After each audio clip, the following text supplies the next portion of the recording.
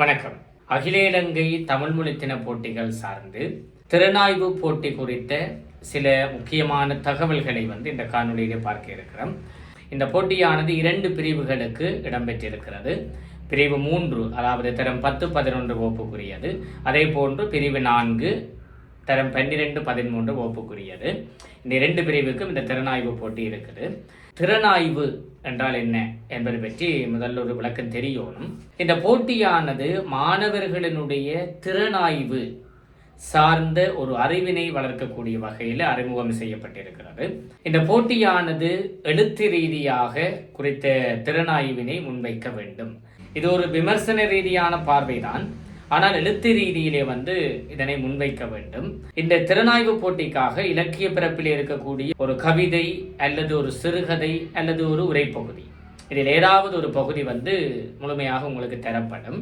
அவற்றை நீங்கள் வாசித்து அதற்குரிய திறனாய்வினை நீங்கள் எழுத வேண்டும். இதற்காக சொல் எண்ணிக்கை என்பது கட்டுப்பாடு இல்லை, எவ்வளவு சொற்களும் எழுதலாம். ஆனால் நேரம் இருக்கிறது, 3 மணித்தியாலங்கள் இதற்காக தரப்படுகின்ற நேரம்.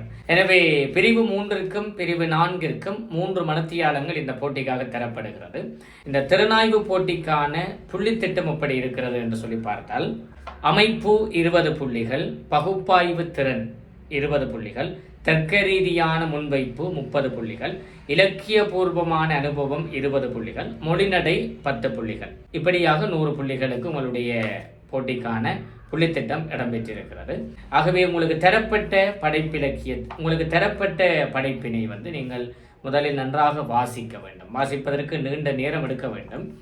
அந்த வாசிக்கின்ற பொழுதே அதற்குள்ளே இருக்கக்கூடிய மையக்கருத்து, துணை கருத்து, இலக்கிய ரீதியாக வரக்கூடிய சிறப்புகள், அணிவழிப்பாடு இருந்தால் அவற்றை நீங்கள் குறித்து கொள்ள வேண்டும். கற்பனை ரீதியாக எடுத்துரைப்புகள், வர்ணிப்புகள் வருகின்ற பொழுது அவற்றையெல்லாம் நீங்கள் குறித்து வைத்துக் கொள்ள வேண்டும். அதை வைத்துக்கொண்டு நீங்கள் எழுத தொடங்க வேண்டும். எனவே அந்த படைப்பு சார்ந்து ஒரு அறிமுகத்தை நீங்கள் முதல்ல கொடுக்க வேண்டும். அதை நீங்கள் எப்படி கட்டமைக்க வேண்டும், அதிலே இடம்பெற்றிருக்கக்கூடிய எடுத்துரைப்பு முறை, இலக்கிய ரீதியாக அதை அணுகுகின்ற பொழுது இலக்கிய சிறப்புகள் என்னென்ன கையாளப்பட்டிருக்கிறது, இலக்கிய ரீதியாகவும் அதை அணுக வேண்டும். அடுத்தது தர்க்க ரீதியாக முன்வைக்க வேண்டும். கவிதையோ அல்லது சிறுகதையோ தற்காலத்திற்கு ஏற்ற வகையில் எவ்வாறான ஒரு நிலைப்பாட்டை கொண்டிருக்கிறது, அல்லது அதில் குறிப்பிடப்பட்டிருக்கின்ற பிரதான கருத்து என்பது தற்காலத்தினுடைய சமூக வாழ்க்கைக்கு பொருந்துகின்றதா, அல்லது அந்த கருத்தை ஏற்றுக்கொள்ள முடியாதபடி அதிலே சில முரண் இருக்கிறதா, இவற்றையெல்லாம் நீங்கள் சரியாக தொட்டு காட்டி அதை இப்படி இருந்தால் நன்றாக இருந்திருக்கும், அல்லது இதனை இப்படி நாங்கள் அணுகலாம், இப்படி பார்க்கலாம் என்கின்ற வகையில் அந்த திறனாய்வை நீங்கள் முழுமைப்படுத்தி எழுத வேண்டும். இதில் மொழிநடை என்பது இயல்பாக உங்களுடைய மொழிநடை, உங்களுக்கு என்று சொல்லி ஒரு சொந்தமான மொழிநடையில் குறித்த திறனாய்வை நீங்கள் எழுதி கொள்ள வேண்டும்.